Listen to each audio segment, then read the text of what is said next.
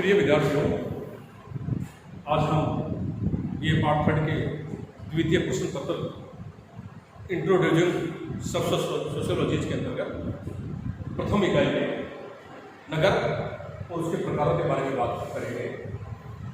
पिछली क्लास में हमने आपको यह बताने का प्रयास किया था कि नगरीय समाजशास्त्र की एक शाखा है जो नगर का नगरीय सामाजिक संरचना का, नगरीय सामाजिक घटनाओं का, नगरीय सामाजिक संबंधों का वैज्ञानिक दृष्टिकोण से करता है। इसकी उत्पत्ति की जहाँ तक बात है, हम पूर्व की क्लास में काफ़ी विस्तार से इस बारे में बात कर चुके हैं कि नगरीय समाजशास्त्र की एक शाखा है जो नगरीय सामाजिक संबंधों का, नगरीय सामाजिक घटनाओं का वैज्ञानिक दृष्टिकोण से अध्ययन करता है। क्योंकि वैज्ञानिक दृष्टिकोण से अध्ययन करता है, इसलिए नगरीय समाजशास्त्र की प्रकृति वैज्ञानिक दृष्टि है। क्योंकि नगरीय समाजशास्त्र चूंकि समाजशास्त्र की एक शाखा है, समाजशास्त्र की प्रकृति वैज्ञानिक प्रकृति है, इसलिए नगरीय समाजशास्त्र की प्रकृति भी वैज्ञानिक प्रकृति। ये बातें हम पिछली क्लास में कर चुके हैं। यह भी आपको बताया था कि नगरीय समाजशास्त्र की उत्पत्ति 1915 में हुई।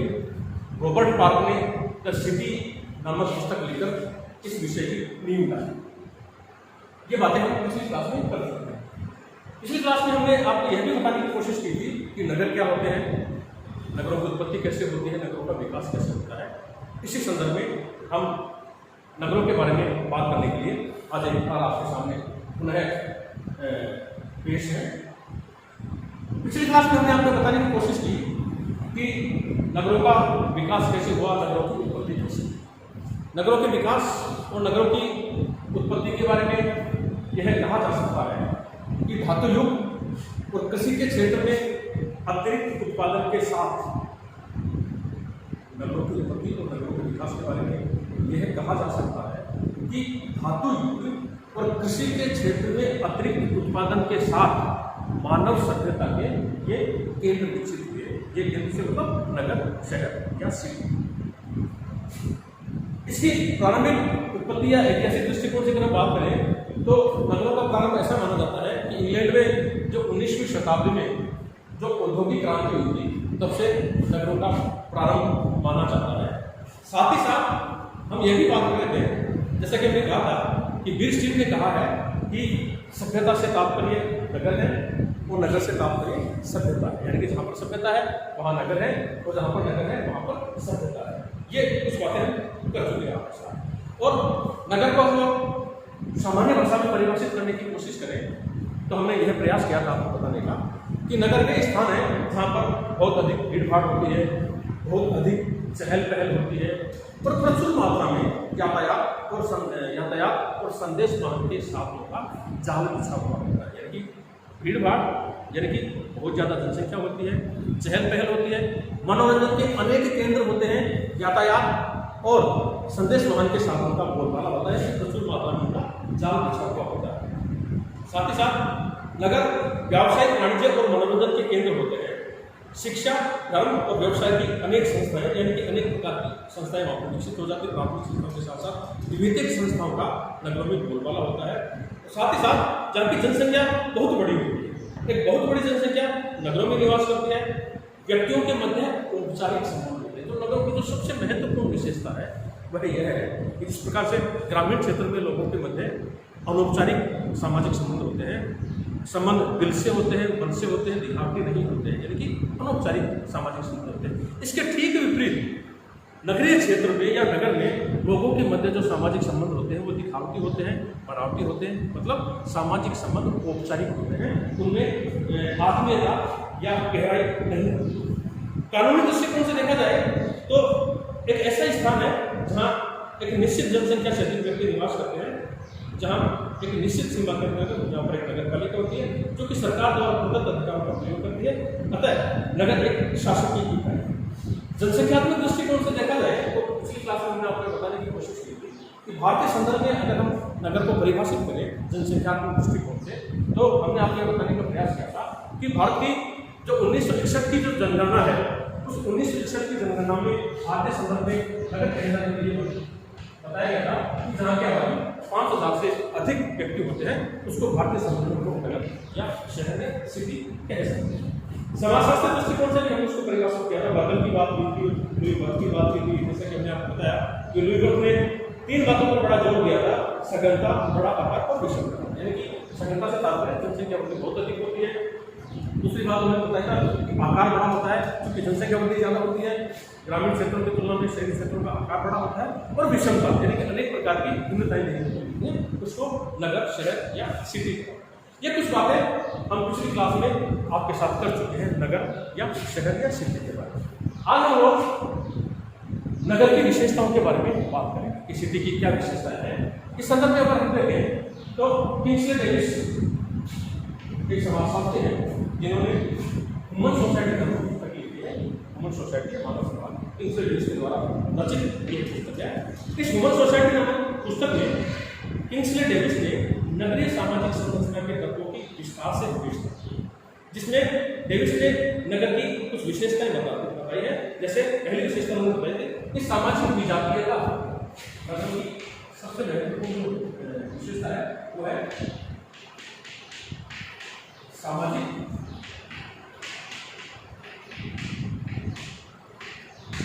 विजातीयता को भिन्नताएं, विषमताएं। इसमें डेविस ने कहा है कि जनसंख्या के एक स्थान पर संकेंद्रण के कारण प्रतिस्पर्धा बढ़ती है। एक निश्चित भौगोलिक क्षेत्र में एक निश्चित संख्या से अधिक लोग निवास करते हैं, उसको नगरीय शहर कहा गया था। तो उसी संदर्भ में डेविस का कहना है कि निश्चित जनसंख्या के एक स्थान पर संकेंद्रण के कारण प्रतिस्पर्धा, ये कॉम्पिटिशन बढ़ जाता है।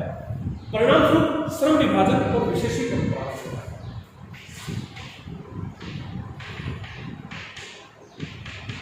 श्रम विभाजन और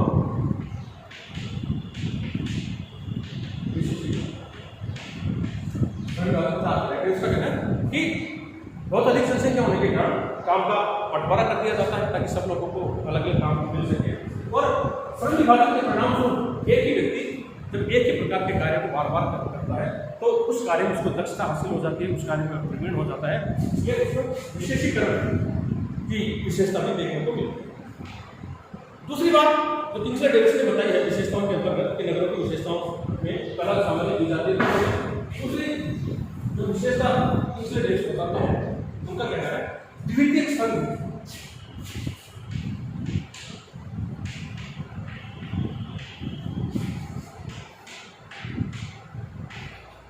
सेकेंडरी ऑर्गेनाइजेशन, द्वितीयक संघ, यानी कि प्राथमिक संस्थाएं तो होती हैं, लेकिन प्राथमिक संस्थाओं की तुलना में जो द्वितीयक संस्थाएं होती हैं, जो द्वितीयक संघ होते हैं, उनका बहुत अधिक बोलबाला शहरी क्षेत्रों में देखने को मिलता है। तो द्वितीय संघ नगरों की बड़ी महत्वपूर्ण विशेषताएं होती हैं।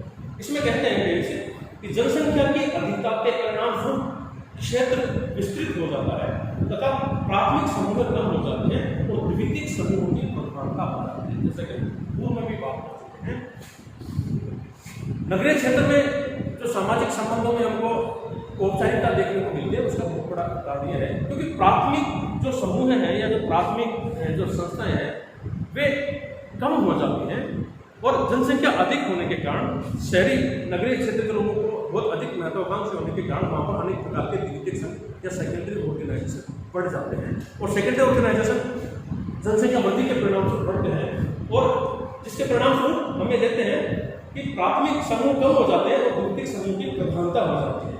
अनेक व्यक्तियों में अंतरक्रिया होती है जो कि द्वितीयक संबंधों को यानी कि संबंध जो औपचारिक होते हैं नगरीय क्षेत्र में उसका बहुत बड़ा कारण यह है कि प्राथमिक समूह या प्राथमिक संस्थाओं कम होते हैं और द्वितीयक समूह का या द्वितीयक संस्थाओं का बोलबाला होता है, जिसके परिणाम स्वरूप सामाजिक संबंधों में घनिष्ठता का अभाव होता है। तीसरी जो विशेषता बताते हैं किंग्सले डेविस जो बताते हैं कि सामाजिक सहिष्णुता।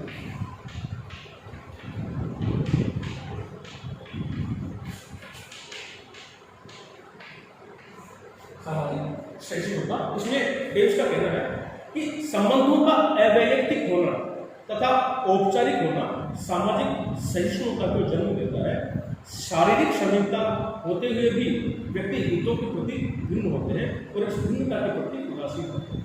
यानी कि शारीरिक रूप से तो नजदीक होते हैं क्योंकि जनसंख्या का ज़्यादा होता है, इसलिए शारीरिक रूप से तो नजदीक होते हैं, लेकिन प्रत्येक व्यक्ति का नगरीय क्षेत्र के लोगों का सबका अपना अपना एक प्रभुत्व है। हित होता है, जिसके परिणाम स्वरूप वे इस भिन्नता के प्रति उदासीन होते हैं।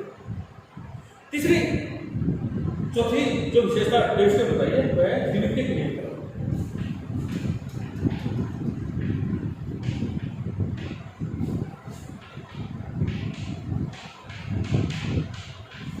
द्वितीयक नियंत्रण से तात्पर्य है, जैसा कि बात कर रहे थे कि ग्रामीण क्षेत्रों में तो सामाजिक नियंत्रण के अनौपचारिक साधन होते हैं, जबकि नगरीय क्षेत्रों में सामाजिक नियंत्रण के औपचारिक साधन होते हैं। द्वितीयक साधनों के द्वारा लोगों का सामाजिक नियंत्रण किया जाता है। और द्वितीयक नियंत्रण से तात्पर्य नगरीय क्षेत्र में कुछ औपचारिक संस्थाएं होती हैं, जैसे पुलिस है, प्रशासन है, कानून है, कोर्ट है, कचहरी है, उनके माध्यम से वहाँ पर सामाजिक नियंत्रण बनाए रखने की कोशिश की।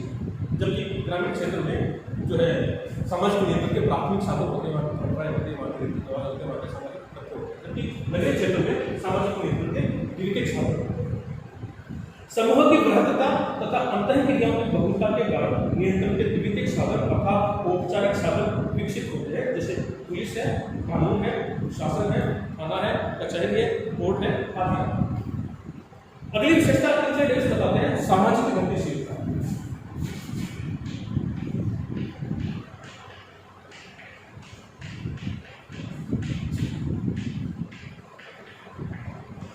और सामाजिक गतिशीलता से तात्पर्य है ग्रामीण क्षेत्र की तुलना में नगरीय क्षेत्रों में हमको सामाजिक गतिशीलता देखने को मिलती है, व्यावसायिक गतिशीलता देखने को मिलती है, क्योंकि अनेक प्रकार के जो है धंधे होते हैं।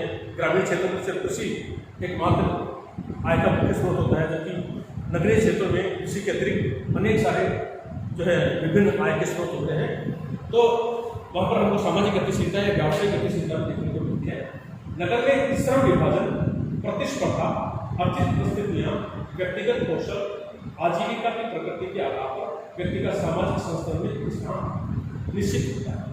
यानी कि शहरी क्षेत्र में व्यक्ति किस कार्य में कितना दक्ष है, किस कार्य में विशेषज्ञ है, किस कार्य में श्रम विभाजन के अंतर्गत उसको किस प्रकार का कार्य होता है, उस आधार पर जो सामाजिक संस्थान है, हायरार्की है, वहाँ पर उसका स्टेटस फाइनल होता है, उसकी स्थान निश्चित हो जाता है। साथ ही साथ प्रदत्त परिस्थिति की बजाय अर्जित परिस्थिति का बोलबाला होता है। अर्जित परिस्थिति के आधार पर व्यक्ति की सामाजिक संस्थान में स्थान निश्चित होता है। प्रदत्त परिस्थिति के साथ और अर्जित परिस्थिति का अधिक महत्व होता है। नेक्स्ट जो विशेषता बताई है वो बताए ऐच्छिक संघ।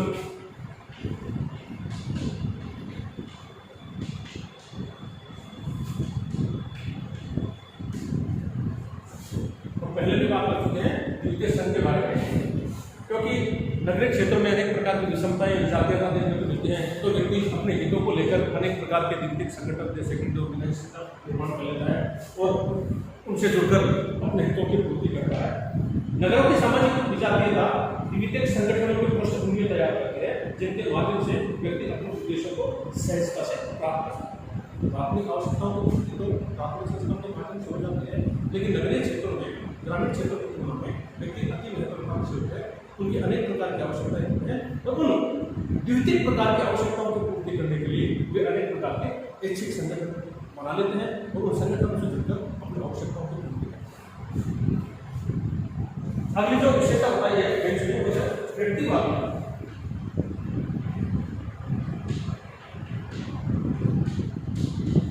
जैसा कि हम पूर्व में भी आपको बता चुके हैं, ग्रामीण क्षेत्रों की तुलना में नगरीय क्षेत्रों में समूहवाद के स्थान पर व्यक्तिवादिता का बोलबाला होता है। यानी कि व्यक्ति अपने हितों को अधिक महत्व प्रदान करता है, समूह के हितों को कम महत्व प्रदान करता है। इस विशेषता को व्यक्तिवादिता कहते हैं। और व्यक्तिवादिता नगरीय क्षेत्रों की या नगरों की बड़ी महत्वपूर्ण विशेषता है। नगरीय क्षेत्र के लोगों में व्यक्ति अपने हितों के प्रति जागरूक होता है, समूह के हितों से उसको कोई लेना देना नहीं होता है। इस बात को व्यक्तिवादिता कहा जाता है। और तीसरे डेविस के अनुसार नगर की सबसे महत्वपूर्ण विशेषता है व्यक्तिवादिता। नेक्स्ट अगली जो विशेषता तीसरे डेविस में बताई है स्थानीय पृथक्करण।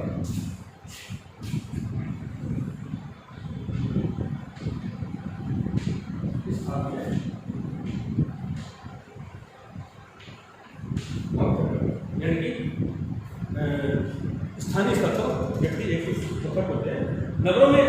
प्रकार के स्थानीय पृथक्करण देखने को मिलते हैं, जैसे कोई स्थान व्यवसाय के लिए प्रसिद्ध है, कोई स्थान शिक्षा के लिए, कोई स्वास्थ्य के लिए, तो कोई आवास के लिए। इनके नगरीय क्षेत्रों में उनको अनेक अलग अलग बातों के आधार पर अलग अलग क्षेत्रों में पृथक्करण देखने को मिलते हैं। जैसे आपको पता है कि कुछ नगर में कोई स्थान ऐसा होता है जो शिक्षा के लिए प्रसिद्ध है, कोई स्थान ऐसा है जो स्वास्थ्य के लिए प्रसिद्ध है, कोई स्थान ऐसा होता है जो धर्म के लिए प्रसिद्ध है, कोई स्थान अन्य किसी विशेषता को लेकर प्रसिद्ध हो सकता है। तो स्थानीय पृथक्करण नगरीय क्षेत्रों में देखने को मिलते हैं। तो किंग्सले डेविस के अनुसार जो कि उन्होंने अपनी पुस्तक ह्यूमन सोसाइटी में नगर की कुछ विशेषताएं बताई हैं, जिनका उल्लेख उन्होंने आपके सामने करने का प्रयास किया है। नेक्स्ट क्लास में हम लोग नगर की और विशेषताओं के बारे में, वो नगर के प्रकारों के बारे में बात करेंगे। आज के लिए इतना ही काफी है। Thank you very much.